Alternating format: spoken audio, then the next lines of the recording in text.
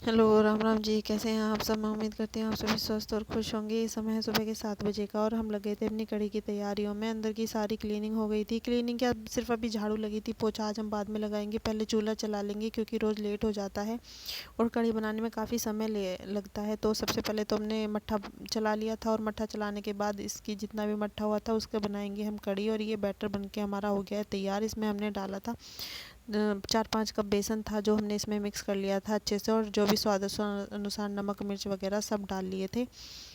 और इधर हमने बना लिया था फिर पकौड़ियों का बैटर, क्योंकि कढ़ी बनती है तो पकौड़ी भी बहुत ही ज़रूरी होती है। और सब हमारे यहाँ पे कोई भी बिना पकौड़ियों के कढ़ी नहीं खाता है। तो ये पकौड़ी का बैटर बना के कर लिया था तैयार। और इधर चूल्हा चला के चिंकी लग गई थी पकौड़े बनाने में, और मैं क्रिशा को स्कूल के लिए तैयार करने लग गई थी, क्योंकि उसे स्कूल के लिए तैयार करना भी एक महाभारत के समान है।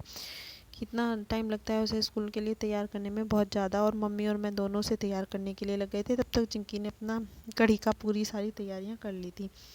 और इधर हमने उसमें मेथी में कढ़ी को छोका था, तो 2-3 चम्मच मेथी डाली थी। और फिर जो हमारे कटे हुए लहसुन प्याज थे वो हमने डाल दिए थे। ऊपर से लाल मिर्च हमने डाली थी। तो इन्हें हम अच्छे से भून लेंगे और फिर डाल देंगे। जो हमारा कढ़ी का बैटर था वो सारा हम इसमें डाल देंगे। और कढ़ी को छोकने के बाद मम्मी को बैठा देंगे चूल्हे पे और मैं नहा लूँगी। मम्मी तब तक कढ़ी चलाएंगी, क्योंकि कढ़ी तब तक पक नहीं जाती अच्छे से, इसमें उबाल नहीं आ जाता। तब तक इसको चलाते रहना पड़ता है। इतना टाइम सुबह के समय मेरे पास होता है ना चिंकी के पास। चिंकी अपना अंदर की झाड़ू पोछा निपटा लेगी तब तक, और मैं फिर नहा धो के बनाने लग गई थी खाना। क्योंकि खाना मैं पहले ही नहा लेती हूँ खाना बनाने से। ऐसा होता है ना, कभी ऐसा होता है जो मैं नहीं नहाती, वरना ज़्यादातर कोशिश करती हूँ कि मैं पहले ही नहा लूँ, क्योंकि नहाने में काफ़ी ना टाइम लग जाता है। फिर नहा नहीं पाती हूँ मैं, काफ़ी टाइम हो जाता है मुझे और लेट हो जाता है बहुत ज़्यादा। तो ये मैं खाना बनाने लग गई थी। और उसके बाद फिर हम खाना बनाने के बाद आज हम सोच रहे हैं कि साग भी बनाएंगे। तो मम्मी फिर सरसों वरसों ला के रख ली थी पहले ही। कल शाम ही मम्मी सरसों का ले आई थी खेत में से, और फिर हम बना लेंगे साग। और क्रिशा के पापा को भी खाना वाना खिला के स्कूल के लिए भेज दिया था। मैं दोपहर का, इस समय दोपहर के बज रहा है 1:30 का ये टाइम है। और हम आज शाम को बनाने वाले हैं साग। तो इसी समय से साग की तैयारी कर दी है स्टार्ट। मम्मी साग काट रही हैं धो के, हमने उसे पहले ही सुखा दिया था। सरसों और पालक का बनाएंगे हम साग शाम को। तो अभी काट पीट के रख देंगे और फिर शाम को हम बनाएंगे। तो चलिए चलते हैं बाहर। आज सुबह ही हमने साग को धो के रख लिया था, अच्छे से धो के और साफ़ करके। जो भी इसमें मतलब घास वगैरह आ जाती है जब खेतों में से साग आता है, तो हमारे अपने खेतों में ही साग है। और पालक हमने बाहर ही लगा रखा है, तो वो सब साफ़ करके रख दिया था, पहले ही धो दिया था। और आज तो पता नहीं 2-3 बार से ऐसा हो रहा है कि हम साग को ला के अंदर रख देते हैं और उसमें ना चींटी, छोटी छोटी बारीक बारीक चींटियाँ होती हैं जो वो आ जाती हैं। इस वजह से एक बार तो हमें साग को ना फेंकना ही पड़ गया था। काफ़ी सारी चींटी उसमें घुस गई थी। मैंने 2-3 बार धोया फिर भी नहीं निकल पाई थी, बार बार जा रही थी। और आज हमने फिर साग को धो के उसके चारों तरफ एक चोक आती है लक्ष्मण रेखा, वो हमने खींच दी थी चारों तरफ, ताकि चींटियाँ इसके अंदर ना घुसें। घाट पे भी साग रख लो, कहीं पे भी रख लो, वहीं पे चींटियाँ आ रही थी। और इसलिए बड़े परेशान हो गए हम। आज हमने धो धा के ची अच्छे से मतलब साग को धो लिया था 2-3 बार, और फिर लगा लिया था इस पे रख के। और वो लगा दी थी लक्ष्मण रेखा, ताकि साग में चींटियाँ ना घुसें। और मम्मी को फिर मैंने बोल दिया था जब साग सूखा सा हो गया कि आप साग काट दो, हम साग बनना रख देंगे। साग को बनने में थोड़ा टाइम लग जाता है, इसलिए ना हम टाइम से ही साग को रख देते हैं, दोपहर में ही मतलब रख देते हैं। और शाम तक जब बन के 2-3 सीटियों में साग हो जाता है, तो फिर हम इसको रख देते हैं।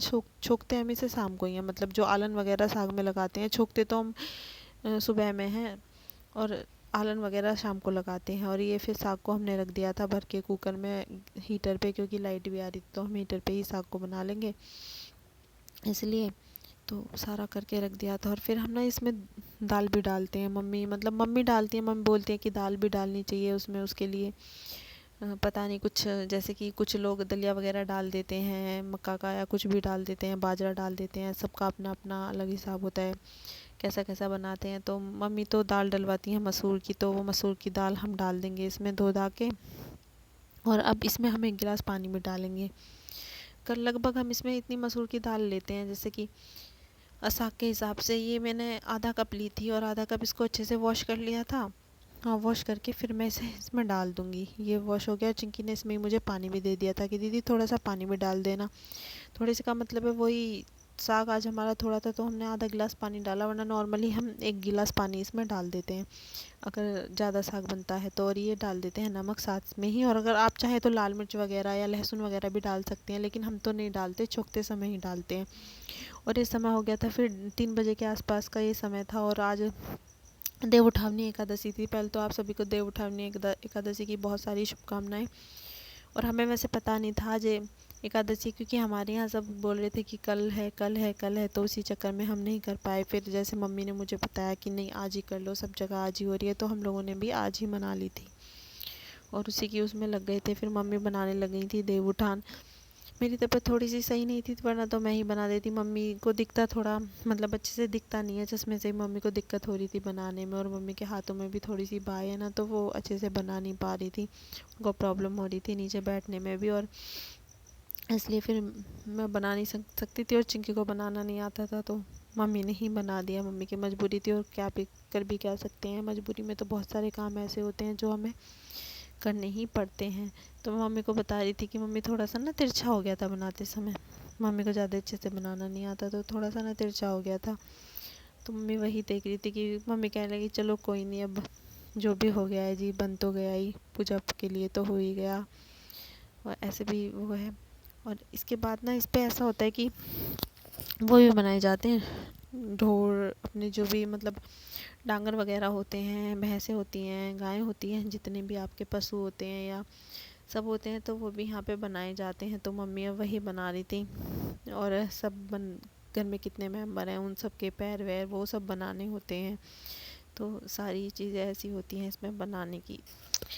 और देव उठावनी एकादशी को हम गंगा जी जाते हैं, लेकिन 2-3 बार से ऐसा हो रहा है, मतलब मेरी ससुराल से तो कोई नहीं जाता, मैं अपने मायके से जाती हूँ, और सभी जाते हैं, मेरी पूरी फैमिली जाती है, बुआ जी, ताई जी, भैया भाभी सब जाते हैं, और दीदी वगैरह सब, कम से कम 20-25 हम लोग हो जाते हैं। लेकिन इस बार तो ऐसा हो रहा है 2-3 बार से हम लोग जा ही नहीं पा रहे हैं, कुछ ना कुछ अटक ही जाता है। पिछली बार मेरी बुआ जी के बेटे की शादी थी, और इस बार बहुत सारी ऐसी चीज़ें हो गई कि नहीं जा पाए, और जब से मतलब कोरोना हुआ है तब से जा ही नहीं रहे हैं, नहीं तो हम जाते हैं, बहुत इन्जॉय करते हैं वहाँ पे। और हमारा तो सभी का ये बहुत ही ऐसा होता है कि अगर नहीं जा रहे हैं तो पता नहीं क्यों नहीं जा रहे हैं, तो मन में एक रह जाता है, मन तो करता है, लेकिन क्या करें, कुछ ऐसी चीज़ें भी होती हैं जो हम नहीं कर सकते, कई बार नहीं जा सकते, फैमिली नहीं जा रही है तो फिर हम ही कैसे जाएंगे। सभी के साथ मन लगता है गढ़गंगा मेले पे कार्तिक नहाने के लिए, तो देखते हैं इस बार नहीं जा रहे, शायद गंगा मैया बुलाएं तो हम अगली बार जाएं, वरना मैं तो जब से बचपन से देखती आ रही हूँ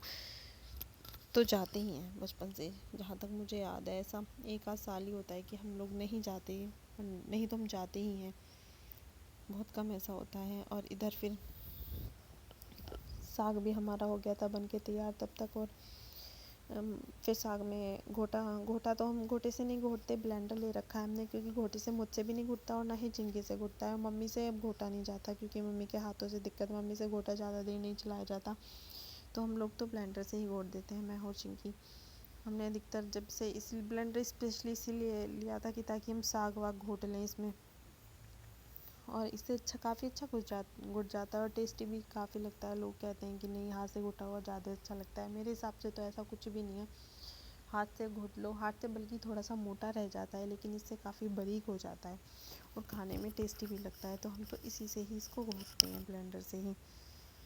और 5-5 मिनट मतलब 5-5 मिनट चला के ब्लेंडर को रोक देते हैं। 2-3 बार ऐसा करने से ही काफ़ी अच्छे से हमारा सारा साग घुट जाता है।